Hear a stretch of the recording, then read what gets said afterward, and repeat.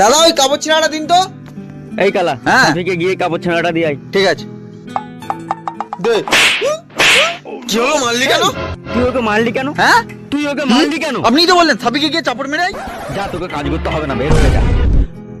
এই গালা শোন, তোর বাবু, উফ বাবা রে, চোখে কি পড়লো রে। কাঁদতে কাঁদতে বাবুর কথা কি বলছে? বাবুকে মারা তোর গিয়েছে। বাবু আজকে আসতে পারবো না, তোদের যা কাজ আছে করতে বললো।